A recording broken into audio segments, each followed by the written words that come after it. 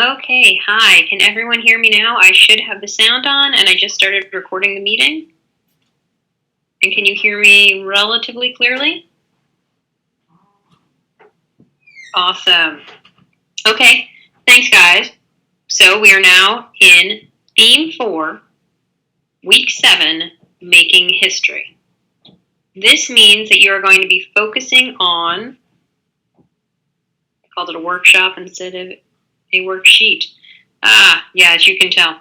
Okay, be editing that before I give the PowerPoint to the learning community. So, this week you are working on a worksheet to get ready for your larger multimedia presentation next week. Now, what I'm also going to do, I've taught this course before. As you might be aware, this course is relatively new.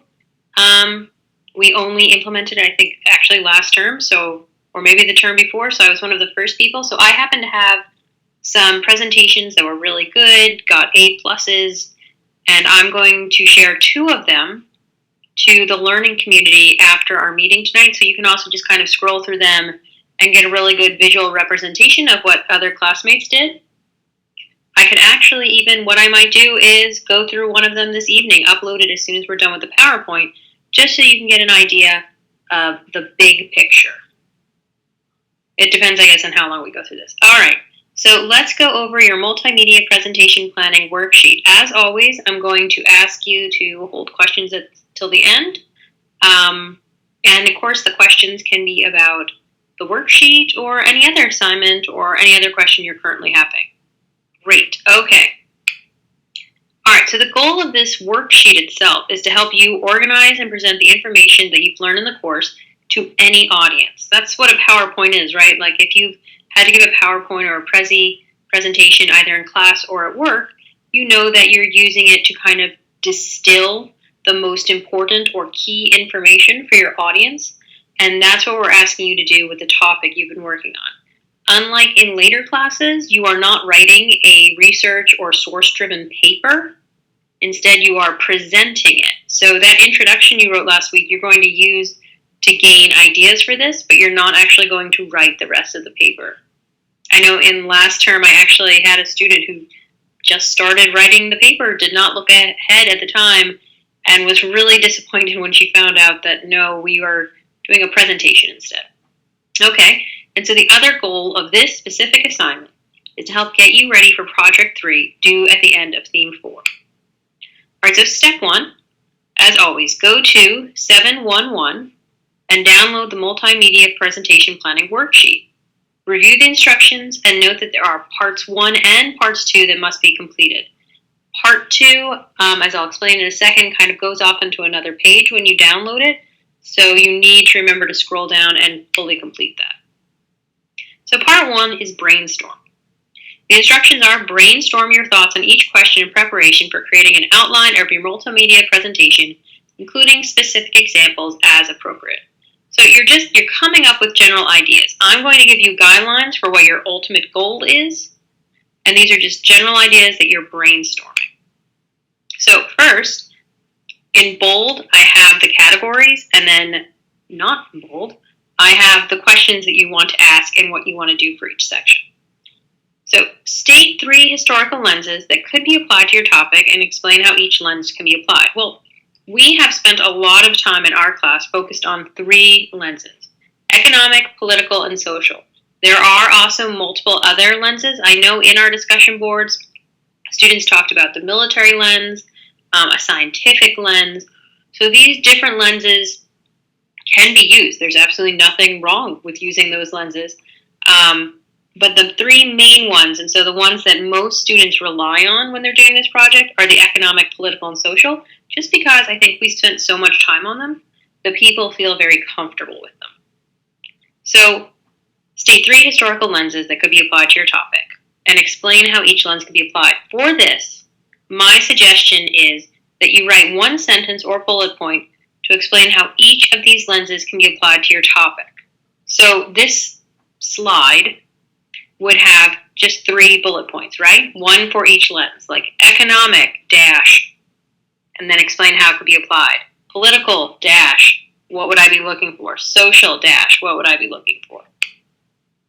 All right, Part 1, brainstorming. Part 1 is very long. Part 2 is actually long, but Part 2, you can copy and paste a lot from Part 1. So describe how one of the lenses you just identified might change how the research plan and introduction you previously admitted in Project 2 are written. So this is where I'm saying that even though you're not going to write more from the research plan or introduction, you are going back to it and you're going to explain how just focusing on one lens changes what you're doing. So you pick one of the lenses and you write 3 to 5 sentences or bullet points to explain why using only one of the lenses would change the questions you ask, because that's the research plan, right? So the questions you are asking, the sources you might use, and how you approach the topic. That's what you want that section to tell you. So 3 to 5 sentences or bullet points, just explaining why or how just using one of those lenses are going to change everywhere that you're approaching this. The sources, the questions, all of that. Okay? Part 1, brainstorming, goes on. Discuss the conclusions you can draw from thinking about how history is told. Consider how the context of historians' own time periods might influence or bias how they describe historical events. This should be coming from the historical context chart that we worked on. Now, I know that students sometimes have difficulties, not quite sure how to do the historical context charts because they're focusing more on what's happening when the bomb is dropped.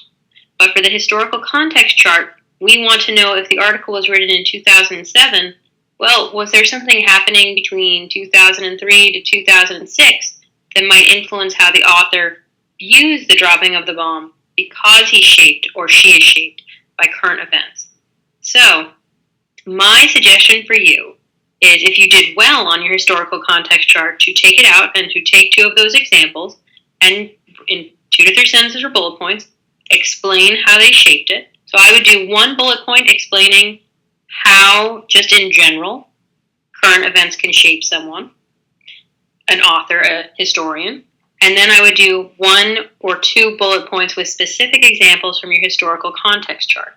Now, if you had trouble with your historical context chart, then I would reach out to your instructor or to us in the learning community. And when you do that, make sure you provide an example of what you did. And if you're not sure what you're supposed to do, explain that. If you don't, check the feedback from your instructor because they might explain it enough. And if so, rework it and email that new idea to your instructor and say, is this right? Because this is what's really going to help this part of the assignment, of the presentation, really, it's going to make it strong. If you can give a specific example, like, oh, well, in 1955, and right now I think it's Miles or Morden, writing during the Cold War and after the Korean War is influenced into the necessity of us having a strong nuclear presence because we are still fighting the Soviet Union. Something like that is going to really help. And right there, that's an example of how current events for Morden or Miles shape how they see the dropping of the bomb. And that's what that chart was supposed to do, and that's what we want to work on with this slide. All right, so again, I would bring a question to your instructor or the learning community or the peer tutor, but when you do, give an example of what you did and then give an example of what you think you're supposed to do, because that helps us kind of focus in more than just saying, I'm not sure what to do with this. All right. So, describe how your research of a historical topic can help you understand contemporary issues and try to list at least 2 related contemporary issues. So for this one, we want you to provide 2 current events and explain how just knowing how to do historical research has changed how you view these events. So you've spent a month and a half now going through primary and secondary sources, asking about bias of primary and secondary sources, asking about how primary and secondary sources are influenced by different political lenses, so that some might ask this question, others might not ask that question, and also how primary and secondary sources are influenced by current events. So we want to know, in general, not related to the dropping of the bomb, how has spending so much time thinking about bias and lenses and influence from current events shaped how you look at the world right now. I gave an example that, for example, and this one I gave because I have found that students who kind of latched onto this for the presentation, it really made it concrete and therefore easy to explain on their slides. But so you may want to consider if historical research has made you a more critical thinker when it comes to like news media reports. I'm sure we've all seen a lot of discussion in the news and the media on fake news and other questions on bias in news. Does one news station favor one from the election, but one candidate more than the other? All of those questions. So from our course, what we want you now to be able to do is think about, oh, well, should I find, for example, the original event that is being talked about and try to find a transcript or a video of the original event so I can make my own conclusions as opposed to just believing what this newspaper article is telling me? Or is the secondary source that I'm using, is it from a very biased news media or website? And is there a better, less biased one? And I'm not, obviously everything is biased, so I'm not saying non-biased, but I'm saying that there are some that are very far on each side. So is there one or two closer to the middle on each side that might be better for me? I have my students, all my students in the first or second week, it depends when we have discussion, take a quiz that reveals confirmation bias. And so that means that when we read an article, we stop reading once we agree with it. So we don't keep looking because we're just like, oh, well, this must be right because I agree with it. But that means we might not be getting the whole picture. So for this, I have found that students do really well when they latch on to like a story in the media that they maybe investigated further because they have now learned these historical research skills to question bias or lens or the influence of current events. And you've also, by this point, you now understand the difference between, say, a scholarly peer-edited work, which are the secondary sources that we've given you, and the primary sources, and why do we ask you to use those instead of just allowing you to kind of Google it on the internet. All right, that turned out to be a really long explanation of one slide, but again, it's going to be 3 to 5 sentences or bullet points. After taking this course, what do you think about the statement, history repeats itself? Do you think it's accurate? What information from the course guides you to this conclusion? This is your opinion. I have had students who have said, no, it is not accurate. And then they tell me why they think that. And that is perfectly fine. As long as you answer the question and you explain what in the course taught you, and again, is it that you have learned more historical thinking skills, and so you are viewing things in different ways, and that's why? Is it because you have always thought that and the course, because of certain things, has reinforced it for you that you're like, nope, that's not right?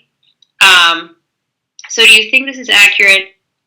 Again, this is your opinion as long as you support it. So that's why I'm saying 3 to 5 sentences or bullet points, because you have to back up. You can't just say, yes, history repeats itself, or no, history doesn't repeat itself, this is not accurate. You have to give more information. But you don't have to say it is accurate. I, again, have had several students who have said, no, it is not accurate, and then they explain why, and then that's it. That's fine. That is their argument. Okay. Discuss your obligation as a citizen of your society to understand the history behind issues that impact you every day. This is another opinion question. So you can say that you do have an obligation. So what is an obligation? An obligation, in this context, as a citizen of your society. I went with country, but it's whether you have an obligation or duty or requirement as a citizen or resident of your country to understand U.S. history and the history of the world. So obligation means that you should have a duty or requirement. That should just be because you live on this planet, you should have to study this history. Or we live in our society, so we should have to study this history. Again, I've had students who say no, that while they think that everyone should study history, they do not like the idea that it would be an obligation or a duty or requirement to study history. I've had students who say yes, that we're all in this society together, and so we all should be obligated to have to study this. So again, This is up to you. And as long as you can explain it, 3 to 5 sentences or bullet points, you're going to be fine. There is no right answer. That's what my students are. Is there a right answer? Is this the right answer? For this, and for the does history repeat itself, there really is no right answer. It's the answer you believe and how you can support it. All right. Part 2, outline. Instructions. Create a plan for your presentation. You will need to create 10 to 12 slides that respond to the critical elements in the Project 3 rubric. If you're using Microsoft Word, your multimedia presentation should be 4 to 5 pages long. I've never had a student use Microsoft Word, but obviously if you don't have PowerPoint or Prezi is a free online tool, so you could also use that. But if you don't have that, then also there's Google Slides, but you're going to have to be able to download it and upload it. I'm not sure how that works. So the slide title suggestions are provided to help you develop your presentation. So we suggest slide titles. The field for slide text is a place for you to develop your ideas from your presentation's content, drawing from part 1. So basically everything you did in part 1, you're now fitting into these boxes. And I did not include all the boxes. There are, I believe, 10 boxes. So this is how this is done. Historical lenses and history's value. So that's where you're discussing what you showed up in the beginning with the different historical lenses. A description of your topic, 3 historical lenses. You're going to want to go through the Project 3 rubric and also look at the examples that I'm going to put in the learning community to decide. So slide text, you're literally going to copy and paste like this is what I would like to have on that slide. Slide visuals and audio ideas are just, I would like to put in this picture, or perhaps there is, for example, the news report from this period, so I would like to include that link in my slide so we could play it. That one, the slide visuals and audio ideas, while it's great, it's not necessary. We're not taking off points if you don't use a lot of visuals or audio ideas. But for this, there might be various scenes where you're like, oh, this would be a really good picture of the destruction of Hiroshima. Or this is a good picture of the atomic bomb. Or here is the press conference when Truman announced that we dropped the bomb. All of those different things, or the audio recording of the press conference, you might want to include on the relevant slides so you can bring it in.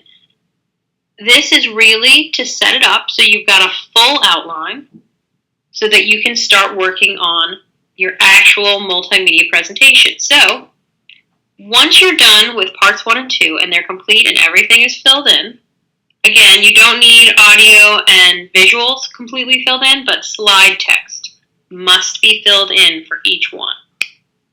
So make sure parts 1 and part 2 are complete and that everything is filled in. As always, double check your grammar and spelling. Submit, sit back, and start to work on your multimedia presentation while waiting for feedback. I strongly suggest, that you do this, that you set up your PowerPoint and you start filling in your different slides and your different pictures, even before you get feedback, because you can always edit. The last week, if this is not your first term here, the last week of term, you guys, we still have to have our comments back to you by the Sunday, but you don't have to submit the last assignment until Tuesday. So even if your instructor, and I have been guilty of this once too often this term, but even if your instructor takes the full 7 days allotted us and doesn't get you the work until the end of Sunday night, you then have Monday and Tuesday to revise it and submit it. And that's why I say start working on it even if you haven't heard back from your advisor, because it's much less time to edit it and then submit it on that Tuesday, so you'll have like those 48 hours to work on it, than it is to have to start from scratch on that Monday. Now you could be like, well, I'm just going to copy and paste those slides. And that's true, but sometimes unless you work with PowerPoint or Prezi a lot, there's a bit of a learning curve in the beginning, so you might want to spend like a day or two just picking out your themes and your colors and your fonts and getting it all ready. I know that I spend a lot of time, even tonight, picking out mine. I was like, okay, this one looks like it's best for this. So that's what you want to do. Remember that your instructor will have the feedback to you by Sunday night, and then you do not have to submit the assignment until Tuesday night. But again, I strongly urge you to start creating the presentation as soon as possible, even if you don't have feedback yet. Editing takes much less time once the PowerPoint is set up and ready to go. All right, that is it for this PowerPoint. So I could quickly just bring us through one that was submitted in my term last term that I really liked. I'm also going to, though, be putting them up in the learning community, so you can also kind of flip through those. Yes, Carlene, so always only use, pictures? No, pictures you can use from the internet. Pictures you can find. We do allow that. What you want to do, though, when you use pictures on your presentation is include the citation from where you found it, which is just called sourcing. So, but you can actually, yes, you're absolutely right. Pictures can come from wherever you're thinking. I actually had a really good presentation, and I'm not sharing it because it had some really graphic images of long-term physical effects of the radiation, and she found them and she sourced it and everything, but I'm not sharing it just because it was incredibly graphic, but it really went well with her argument and her idea. And yeah, it was not from what we read. She found it on other places on the internet. All right, I see another question coming. A couple of questions.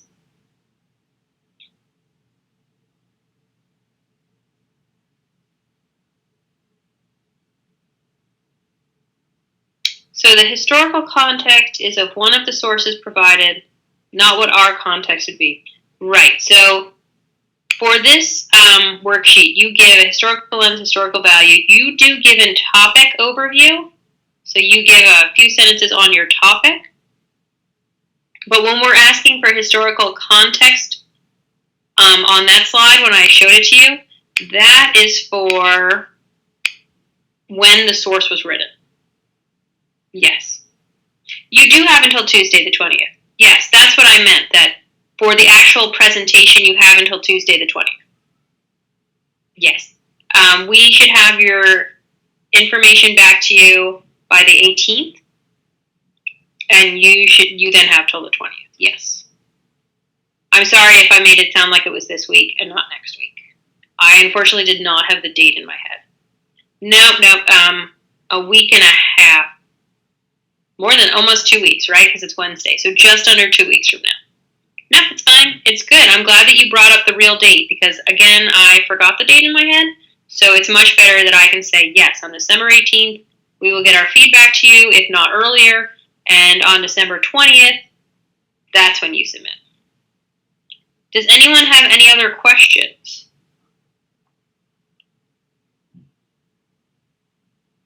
We do have...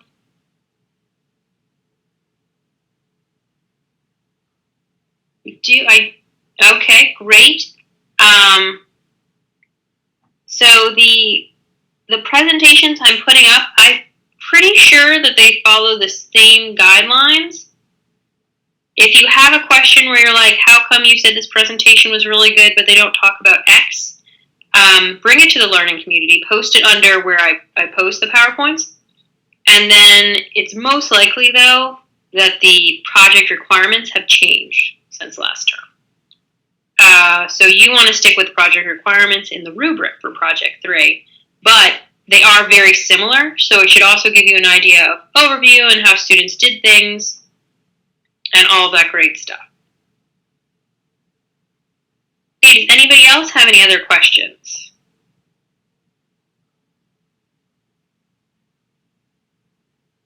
No problem. Thank you guys for coming out. This was a big-ish group. I can tell that this is getting interesting.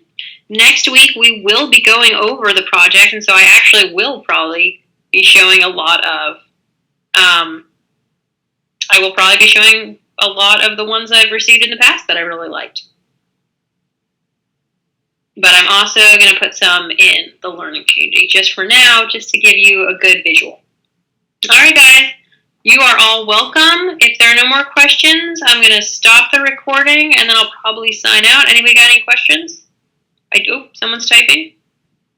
Typing a question, or are they typing?